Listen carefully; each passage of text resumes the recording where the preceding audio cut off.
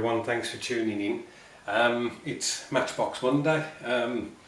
I'm really delighted that a lot of you guys enjoy Matchbox Mondays. I really do appreciate it, thanks guys. So Matchbox kits, as you know, for me are quite an interesting thing, and it's a very nostalgic thing for me. And now initially Matchbox kits drop into two categories. There are those that I didn't have when I was a kid, and some of those I will want to get as an adult, and then there are others that I did have when I was a kid. So those that I had as a kid, they drop into two categories. There are those that I was over the moon about, and then there were others where I was practically wetting myself about because they were just so awesome and looked so good. There is one kit, it's not the one I'm showing you today, but there is one kit where I have actually managed to get it, and when I show you that, there will probably be a minute's silence, because unless you're a dog, and then you may be able to hear a silent scream, because that is just the holy grail of my childhood kits. So let's have a look at this one. This falls into the category of when I first had this, I nearly wet myself because it's just so fantastic, and we'll have a look at this one together. So here it is, guys, the 1/72 scale Heinkel HE, I wasn't laughing, 115, which was, as you can see, is the seaplane. Now this was used for observation, aerial observation around the coasts. They did also use it for the invasion of Norway and Denmark, and I think they may have used them to invade Holland as well. I'm not too sure, where they actually landed on rivers and things like that and dropped troops off to capture bridges and so on. Now, as you can see, this is in one of the original Matchbox kits, which is just fantastic.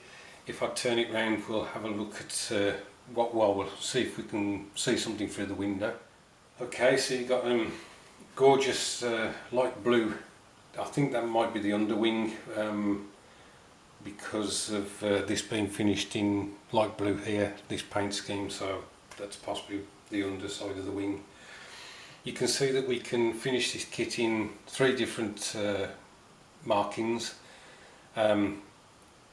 Okay, I'll try the first one. So the first one is the first Flieger Group 406, and that's Tromsø, February 1942. Then the next one is the first Flieger Group 706, and that's in Aalborg, Denmark, May 1940.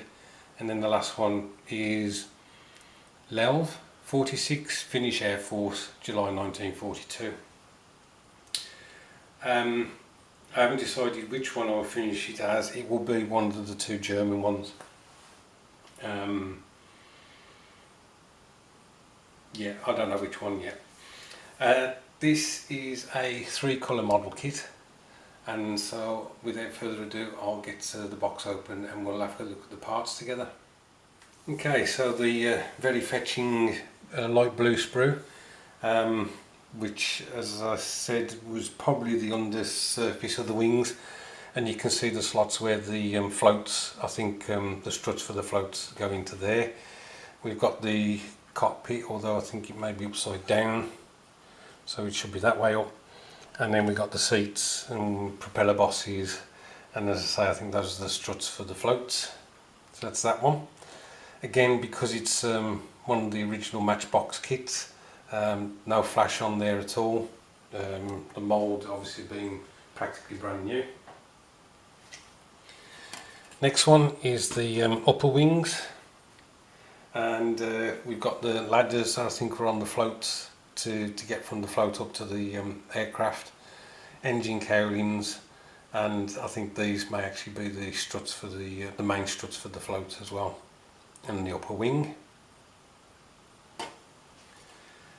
And then, as it's 3-colour, we have one more, which is this creamy colour, and we've got the two pilots, observer or machine gunner for the nose, propellers, engines, floats and the fuselage.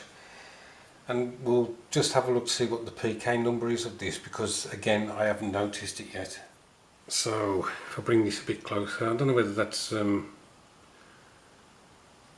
been bleached out, but it says PK 401 just down there, and I can see that this kit was made in 1975, so I was 9 when this kit was produced.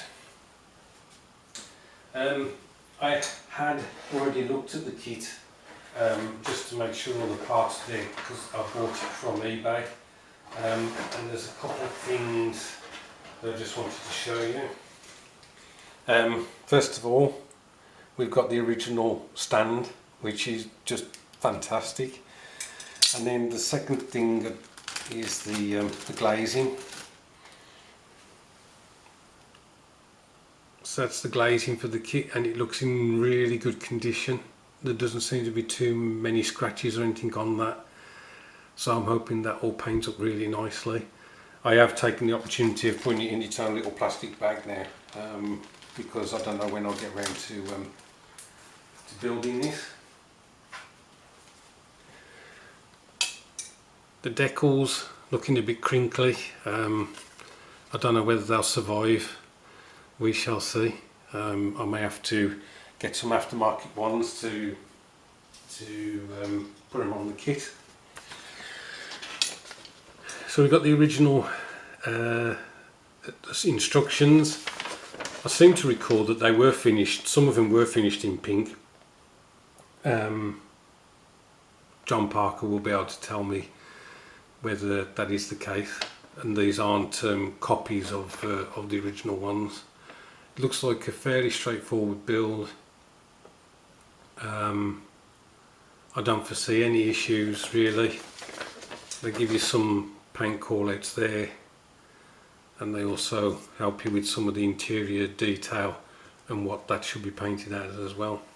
So there we go, guys. As I say, one of my favourite kits from Matchbox, and I am so looking forward to having this built and on my shelf. I'm already over the moon that it's part of my collection, and as I say, with me selling some stuff on eBay, I'm probably going to try and get a couple more Matchbox kits with the money that I wouldn't say made, because I don't think you really ever make any money on eBay, but some of the money that I've recouped, shall we say. Thanks ever so much for watching, everybody, and I'll catch up with you soon.